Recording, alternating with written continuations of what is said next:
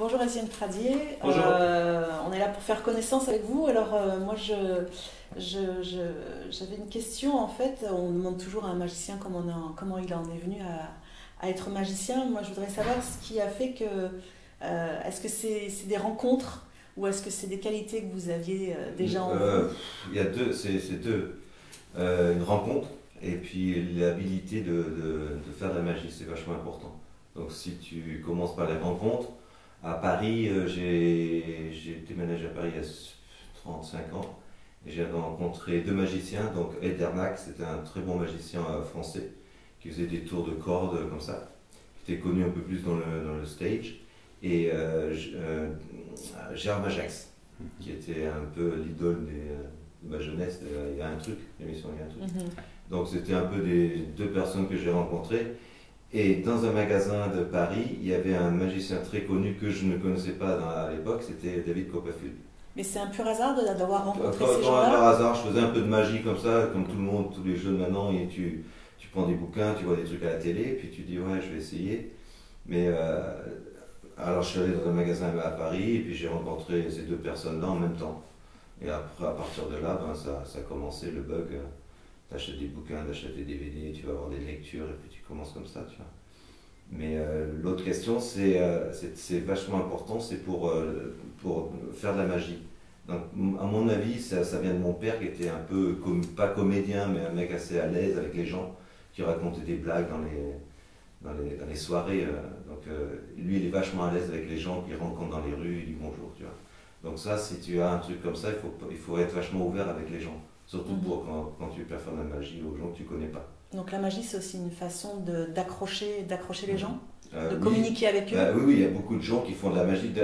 La magicien, moi je pense qu'il y a plus de 95%, 90% qui sont amateurs, qui font pour passion ou pour s'exprimer, pour faire quelque chose d'autre de différent. Mais il y a très peu qui travaillent, qui en font un métier. C'est très dur d'en faire un métier.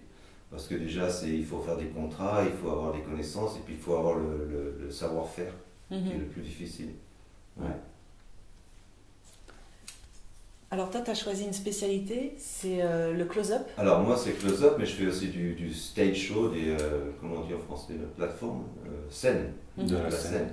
Donc en scène, je peux faire de 200, 300, 1000 personnes avec des shows de 35, 45 et 1 heure. Donc par exemple, dans les festivals, ils m'engagent pour faire 1 heure de show. On appelle ça un stand-up. Et c'est plus 150, 200 personnes.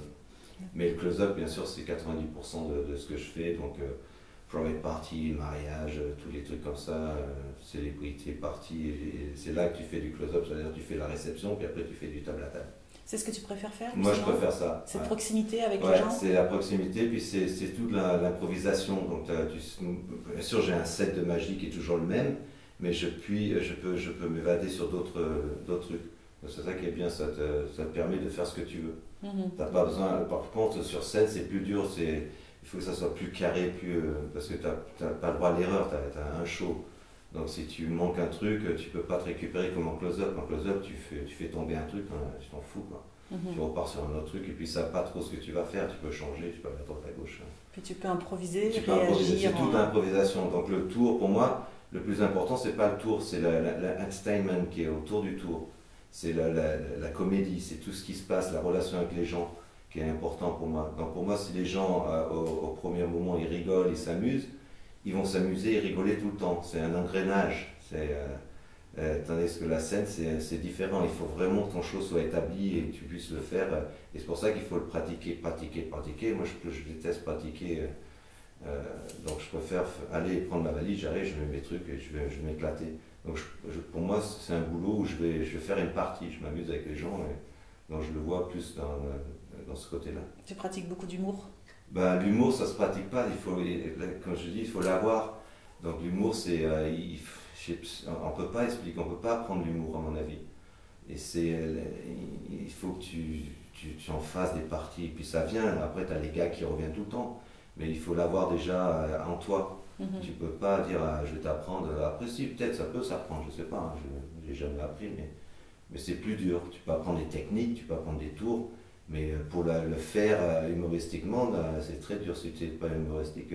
Après, il peut faire Tu peux faire de la magie d'une autre manière, tu peux faire de la magie un peu sombre, un peu tu vois, black. Donc il y a d'autres façons de s'exprimer en magie. Mais moi, la magie que je fais, c'est tout basé sur l'humour. Et je préfère que les gens, ils ont passé une bonne soirée, ils se rappellent plus de moi que de ma magie. Donc mes tours, ils sont bien, je pense ils sont carrés, ils sont clean, mais c'est vraiment l'humour qui pousse. Et c'est pour ça que j'ai beaucoup de bookings à partir de ça. Donc voilà. Et alors justement, quel est ton tour préféré, celui que tu préfères faire, et pourquoi? Tour préféré, il y en a beaucoup. Je fais beaucoup de pickpocket, je fais beaucoup de... Il y a un tour qui s'appelle la carte signée dans une bouteille, il y a la bouteille à travers la table, il y a des tours de cartes qui sont impressionnants, mais on ne peut pas dire qu'on a vraiment un tour préféré, parce que c'est une série de tours qui font qu'à la fin, ça fait waouh. Le principe, c'est si tu fais 4 tours et d'une façon enchaînée, les gens ne se rappellent plus trop duquel tour, comment il a fait. Si tu fais simplement un tour, ils vont essayer de chercher, tandis que là, tu ne leur donnes pas la chance de chercher. Mais j'ai pas vraiment de tour préféré. Alors, est-ce qu'il y a des spectacles, toi en tant que magicien, est-ce qu'il y a des spectacles de magiciens et des magiciens qui t'impressionnent, qui réussissent à t'impressionner? Tu oublies un peu ton œil technique pour garder il y en a le plaisir de... Ah oui, il y en a. Alors il y a des gens... le truc qu'il faut comprendre, c'est que la magie, c'est un peu comme la musique, tout le monde se connaît. Donc Copperfield, tous les grands magiciens, si on est dans ce réseau-là, on va dans une convention, ils sont tous là, donc on peut faire des connexions avec des plus grands magiciens au monde, il n'y a pas vraiment de limite là-dessus. Donc après, il y a des gens que j'adore voir bosser, et c'est des gens qui ont beaucoup de caractère, beaucoup de charisme. C'est ce qui me plaît. Si par exemple tu mets un mec qui a une super technique et de fou, tu vois pas ce qu'il fait, mais il n'arrive pas à le vendre, il n'a pas de charisme, pour moi c'est pas intéressant. C'est peut-être intéressant pour les profanes qui vont aimer la technique, ça c'est un autre truc, mais pour moi, par exemple Copperfield, c'est un mec qui est très bien, il a un bon charisme sur scène, il projette, il est bien. Après t'as d'autres gens que vous ne connaissez pas, peut-être une personne qui s'appelle David Williamson. Si, on l'a vu ici. Ouais, tu l'as vu aussi. Ah ouais. Donc lui, pour moi, c'est un... Tu confonds avec David Stone. David Stone. Alors, David Stone, c'est très bien. David Stone, c'est différent. C'est un très bon magicien français, avec un charisme un peu excentrique, tout ça.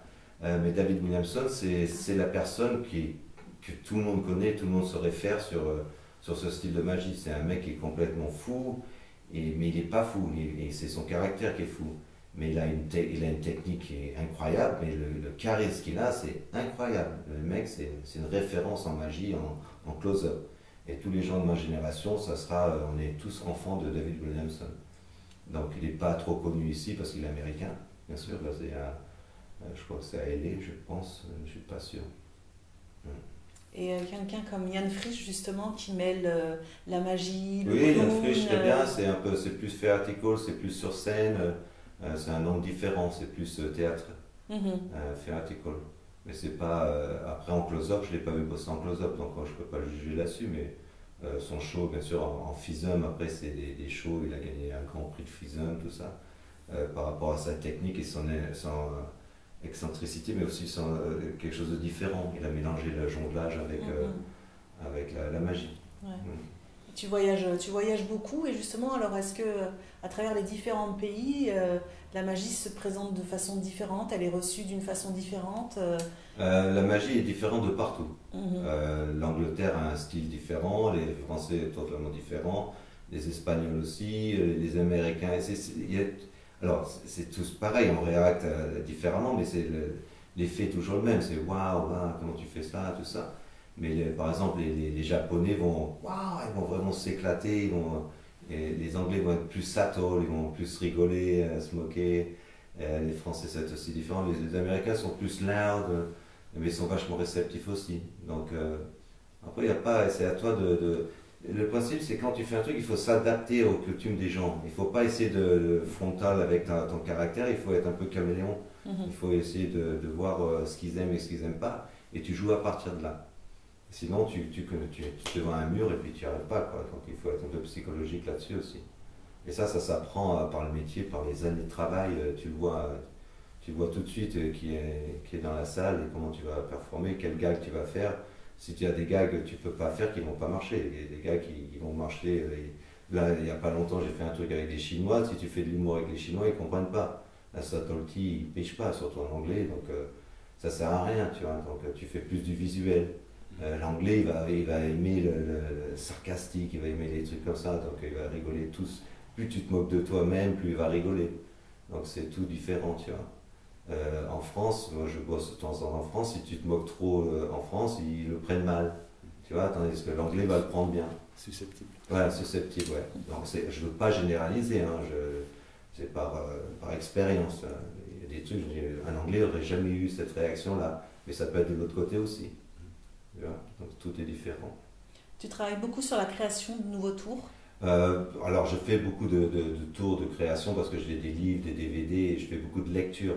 Donc en lecture, il faut que je fasse des trucs nouveaux, mais c'est surtout, moi, ma lecture, c'est basé sur mon expérience en tant que professionnel depuis 30 ans, avec toutes les parties que je fais. Donc j'essaie de donner plus cette essence de comment je pratique ma magie, comment j'ai réussi à faire beaucoup de parties à partir avec la magie. Donc les tours, bien sûr, il y a des tours que je fais qui sont à moi, que je vends, mais pour moi, la créativité des tours, ça revient du truc, c'est pas vraiment important pour moi le tour, c'est de la façon comment tu fais le tour.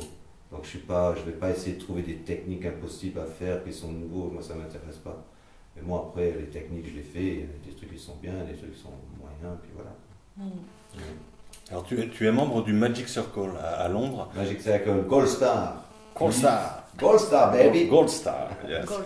Et alors c'est quelque chose d'assez énorme. Je ne sais pas s'il y a des équivalents dans le monde. Il n'y en a qu'une. L'équivalent c'est le Magic Castle aux États-Unis à LA et la FAP en France. Donc toutes les associations, tous les pays ont une association. La FAP après. Mais le Magic Circle c'est mondialement connu. C'est peut-être, je sais pas si c'est le plus vieux, mais c'est là depuis des années, tu vois. Mais alors, en 2 secondes pour expliquer le truc, tu deviens membre du Magic Circle. Il faut que tu aies 2 personnes qui te recommandent. C'est bien anglais, hein, c'est vraiment le truc à l'ancienne, tu vois. Donc il y a 2 magiciens qu'il faut qui te recommandent. Donc tu deviens magicien, tu rentres dans le Magic Circle. Après 6 mois, tu dois passer un examen. Et l'examen, c'est pas vraiment il faut pas que ça soit super, mais il faut que tu montres que tu as un intérêt dans la magie. Donc si tu montres ça, tu deviens membre du Magic Circle. Après, tu deviens membre in the Magic Circle par invitation. Donc les gens ils t'envoient une lettre, tu dis you're part of that, ou tu peux faire un autre examen pour être in the Magic Circle. Après, tu as deux autres échelons. Tu as le Silver Star et le Gold Star. Le Silver Star, c'est plus pour les performeurs, les gens qui performent, qui travaillent, qui ont gagné des prix, qui ont des trucs comme ça. Et les Gold Stars, c'est ceux qui sont un peu plus.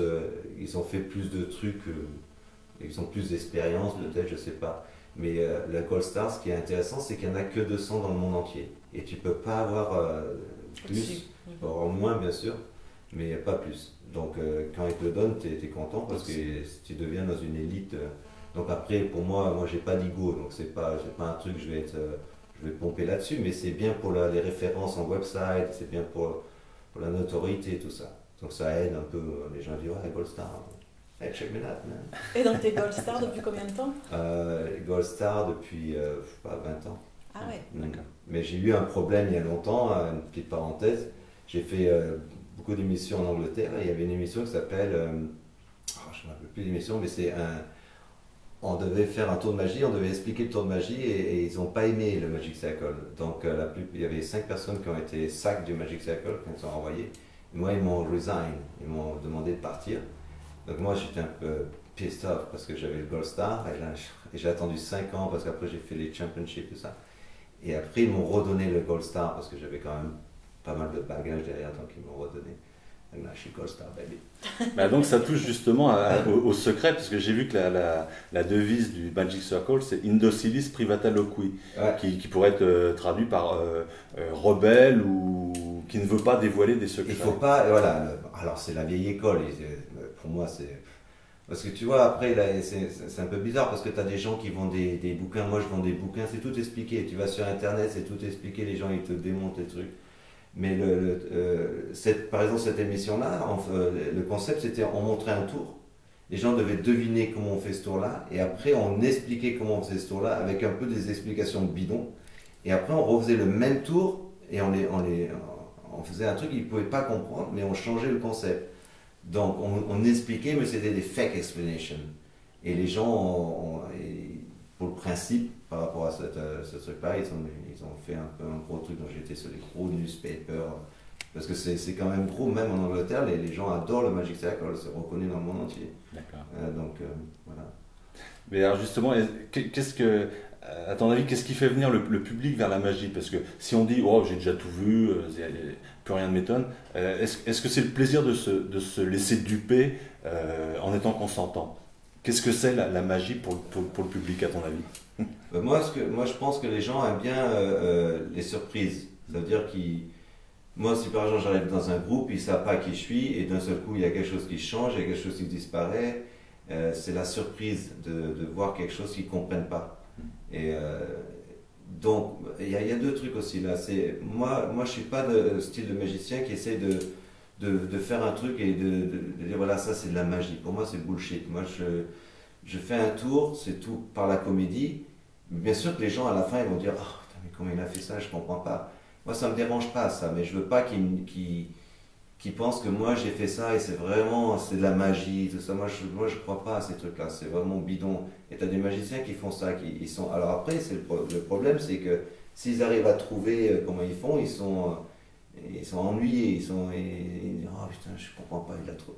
Moi, ça me dérange pas ça, parce que moi, je préfère faire un effet, ils disent waouh, ils comprennent pas, mais ils savent que c'est pour l'entertainment.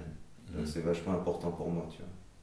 Est-ce que ça a un rapport avec l'enfance, avec le plaisir de découvrir des choses ouais, qu'on quand connaît t'es pas? Enfant, bien sûr, t'as tous ces trucs, la pièce sous le truc, tu te rappelles de tout ça quand t'es gamin. Moi, je me rappelle d'un mec qui m'a montré 2 tours, c'est là que j'ai pris le bug avec mon père, 2 tours sur mon balcon, un truc avec une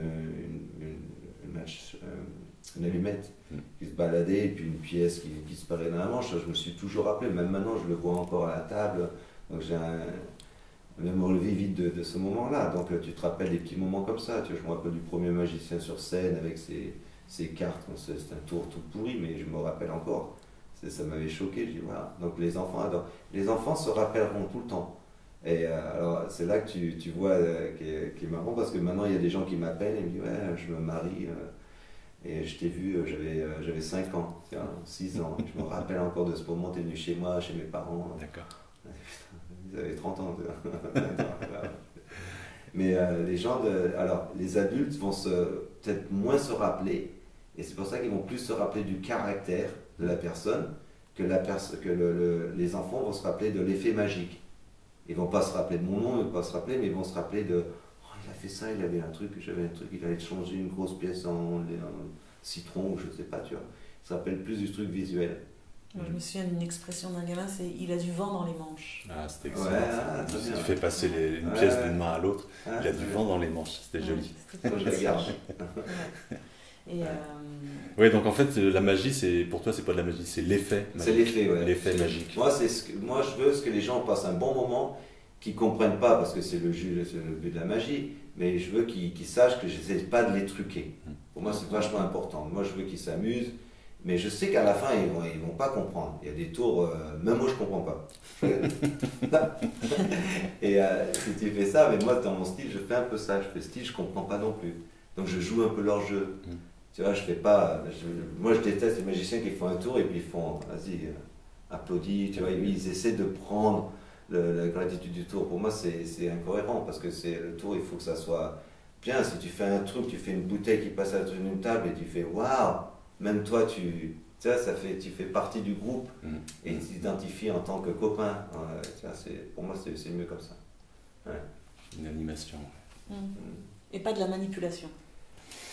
Non, manipulation, parce que la manipulation. Il y a une part de mentalisme quand même dans ce que tu fais aussi. Un peu, ouais. Mais plus de psychologie, à mon avis, c'est you read les gens très rapidement.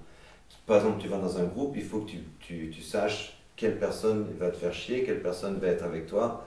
La personne que tu penses qui va te faire chier, c'est un mot, hein, qui va t'embêter pendant la soirée, c'est lui que tu dois te faire venir chez toi, parce que c'est lui, il va te prendre la tête toute la soirée. Donc il y a des techniques pour ça. Il y a un gamin qui va te suivre toute la soirée, il faut que tu tu commences à faire des trucs pour qu'il te suive moins et puis qu'il devienne ton pote. Et puis quand tu lui dis en fait s'asseoir là-bas, il va s'asseoir. Ouais, enfin, ça, c'est même pas de la magie, je dirais, c'est tout ce qui est technique de communication. Ah ouais, c'est on exactement ça. repère, C'est un peu, moi je l'appelle ça common sense. Et il faut être humain et puis il faut être sympa. Et tu peux pas te battre avec une personne sympa.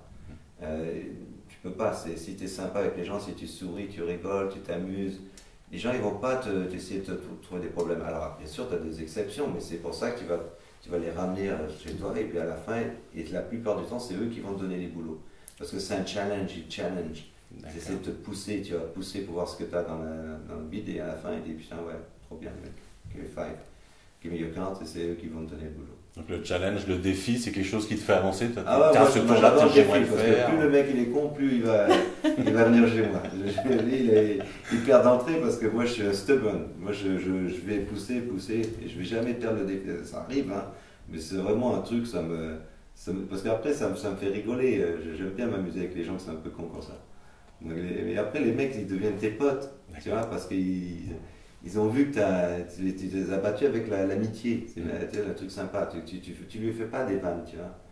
Mais c'est des techniques que tu apprends par l'expérience. Tu peux pas apprendre ça dans des bouquins, personne ne va te le dire comment faire, tu vois, parce que tous les moments sont différents. Alors justement, tu parles de bouquins, ça me fait penser, est-ce qu'il existe une école de la magie? Alors en Espagne, il y a des écoles de magie avec Tamaris, des écoles entières. En Angleterre, un peu moins, il y a le Magic Circle qui donne des cours.